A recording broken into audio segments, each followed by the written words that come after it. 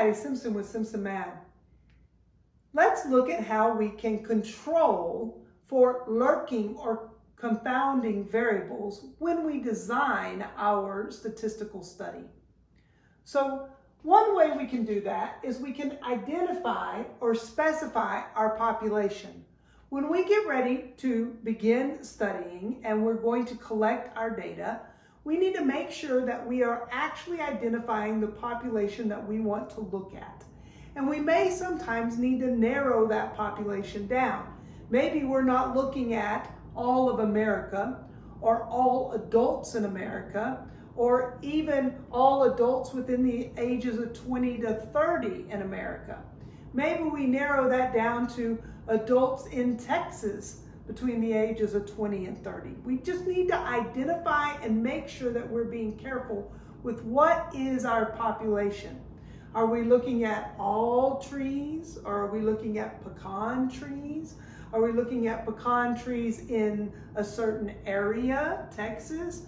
Are we looking at a certain height of pecan trees, a certain age of pecan trees? So just identifying and specifying our population when we begin is really, really important.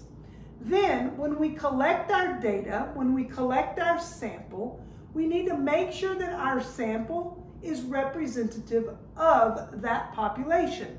So in other words, if we collect data from Temple College students, but our population was the United States, Temple College students don't represent the whole United States.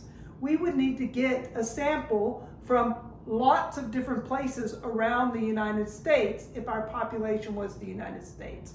Now, if our population is just students at Temple College, then maybe collecting data from some of those students would be a representative sample. So we have to make sure that we are getting a representative sample. What is it that our population looks like, and make sure that all the parts of our population are represented. Then we need to consider outside variables. What are some confounding or lurking variables that might be out there? And then help to account for them when we're designing our study. For instance, we looked at ice cream sales and drownings. Well, we need to make sure that we eliminate that weather. So when we're designing our study, our weather across the board should all be the same. Or maybe when we looked at kids and reading levels, that the financial ability of all the students should all be the same. So things like to take into account that when we get our population, our sample, when we collect our sample, we're trying to collect a sample that is similar all the way across. So if we have a certain number of in our population, we want it to be representative, and then we want to account for any differences to make sure that we're eliminating those outside variables to begin with. Then we need to recognize that while observational studies, we can start to account for those and help to make them better, really experiments are the best. They are a way that we can control our environment. In an observational study, a lot of times we cannot control those outside variables. So experiments are just better for controlling it. Now, we can't always do an experiment, but when we can, that's the way we should go. Then when we design our experiment, if we are designing an experiment, there are certain things that we can do as well to help control for those confounding and lurking variables. One thing we can do is we can randomize our control group and our treatment group. Our control group is just that group that we're not giving a treatment to. We're just looking at them and seeing what happens without the treatment. And then our treatment group is the group we are actually giving a treatment to. We should randomize that. I shouldn't be choosing, all the tall people on one group and all the short people in another. It should be completely randomized. We should use a placebo when appropriate. So think about medical testing when you're looking at a new drug.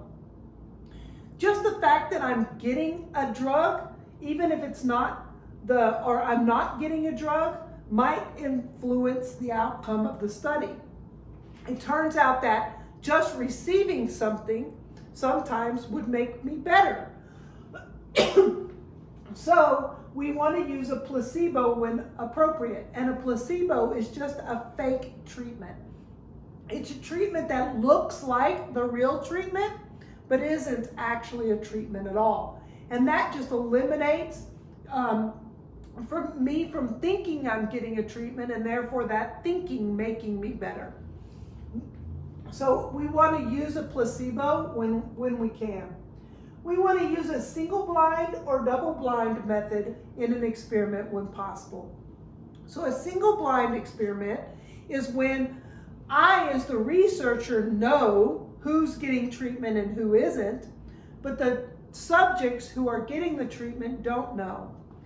But sometimes, without even realizing it, I may bring some sort of confounding or lurking variable in just with my knowledge of who's getting the treatment or not. I might not realize it, but I may walk over to the people who are getting the treatment and say, hey, how are you doing today? That treatment's going all right? Whereas when I go to the patients that aren't getting the treatment, I may say something like, hey, how's it going today? That treatment going all right? My words may have been the same, but my body language may be different. And that may bring in some confounding and lurking variable. So a single blind is when I know as the researcher, but they don't know. But a double blind is even better. And a double blind, I don't know and they don't know who's getting the treatment and who doesn't.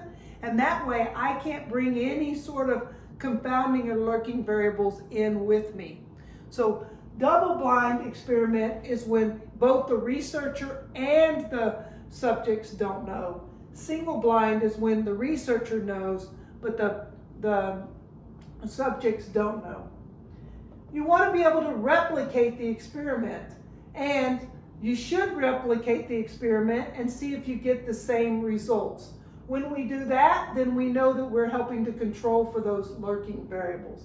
And then last but not least, you need someone to review your design and study and your actual collection of data and such. That peer review lets you know that you've just, that way your peers can give back feedback and say, oh wait, did you think about this outside variable? And so that helps to control for those variables. So when you're looking at studies, statistical studies, and someone's saying, hey, I think this causes that, or this variable explains that, you can look at the design of the study and start to decide, did the design help to control for outside things? You yourself can start thinking about, is there some outside variable that's causing a relationship between both of those variables?